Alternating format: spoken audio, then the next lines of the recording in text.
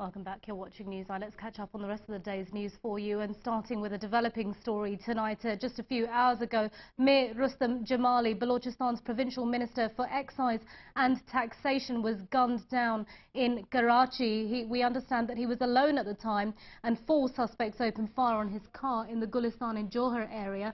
The CCPO of Karachi, Wasim Ahmed, and Qaim Ali Shah, the chief minister, have been speaking earlier today, saying they weren't aware of his presence or the need for any security for him when he was visiting Karachi. He's the son of the chief of the Jamali tribe, Sardar Yar Muhammad Jamali, and the cousin of former Prime Minister Mir Zafarullah Khan Jamali. In other news from today, yet another attack against journalists by lawyers has taken place outside the Lahore High Court. Lawyers assaulted the journalist and destroyed his camera. Other journalists have also been pushed around as they attempted to save their colleague. Ehtizaz has spoken out against the attacks and called for his Lahore Bar Association membership to be cancelled in protest. Just last week, lawyers attacked a policeman and then beat the cameraman who filmed the damning footage.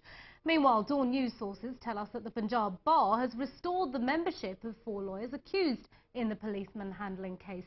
Well, many lawyers, however, insist that the attackers are frauds disguised as lawyers to ruin the credibility of the judicial movement. Prime Minister Gilani has visited violence-struck Godhra. He says at least 98 people have been detained in connection with the communal violence. He's also announced 200 million rupees will be given for victim rehabilitation. Violence in Godhra has left 8 people dead in a sad display of religious intolerance.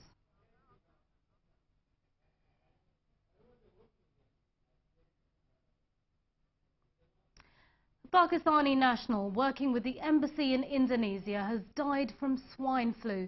His body's arrived at Islamabad airport and has been handed over to his wife and 4 sons for burial. Tanveer Ansari is the first reported Pakistani to have died from the virus. The swine flu pandemic has already claimed the lives of more than 1,100 people and is a major concern, especially for densely populated areas.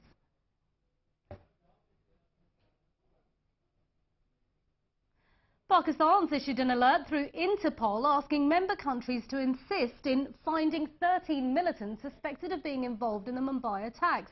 The Pakistan government asked Interpol to provide any leads on the suspects and also permission to extradite them if caught. Pakistan's also released the photographs of 13 other suspects who've not yet been arrested.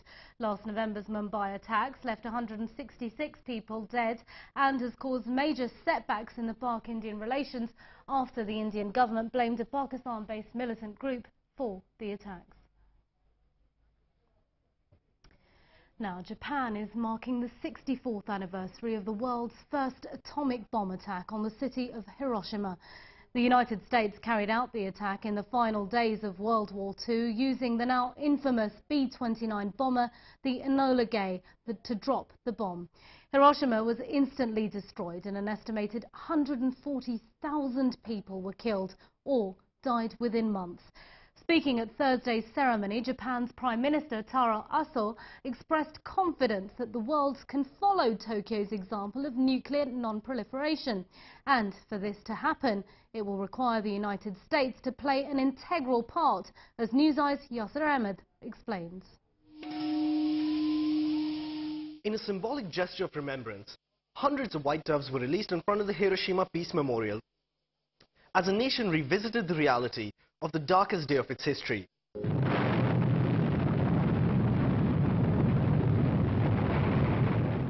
Japan will never forget the more than 260,000 lives that have been lost to date following the atomic bomb attack of 1945.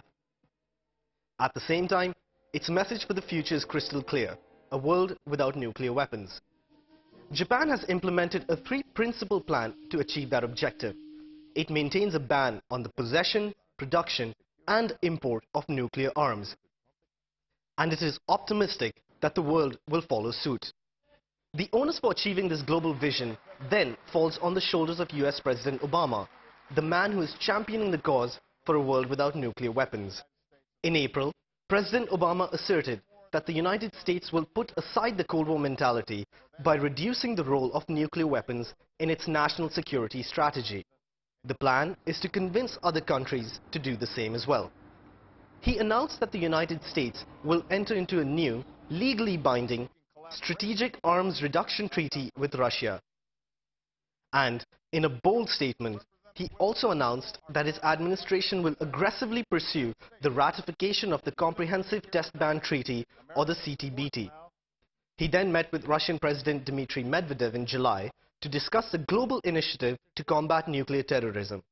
Some of the principles of the initiative include developing and improving protection systems, safeguarding nuclear and radioactive materials, enhancing the capability to detect nuclear and radioactive materials, and to stop illicit trafficking of nuclear material. However, Obama's seemingly idealistic vision has been criticized by US Congressional Commission on the strategic posture of the United States. They argue that the US has to maintain its nuclear arsenal as long as states like North Korea pose a threat. This train of thought seems to be consistent with the American people as well. A recent poll concluded that most Americans feel it was the Hiroshima and Nagasaki bombing that effectively ended World War II. It also revealed that 61% of Americans believe dropping the bomb was the right thing to do. Whether a nuclear weapon-free world becomes a reality is far too bold a claim to make as yet. However, we can still strive to ensure the meaning of the Hiroshima Remembrance Occasion is not lost. And, as history is an instrument for future progress, we can hope that lessons learned from Hiroshima and Nagasaki are convincing enough for world leaders to work towards that ideal. Yasir Ahmed, Dawn News.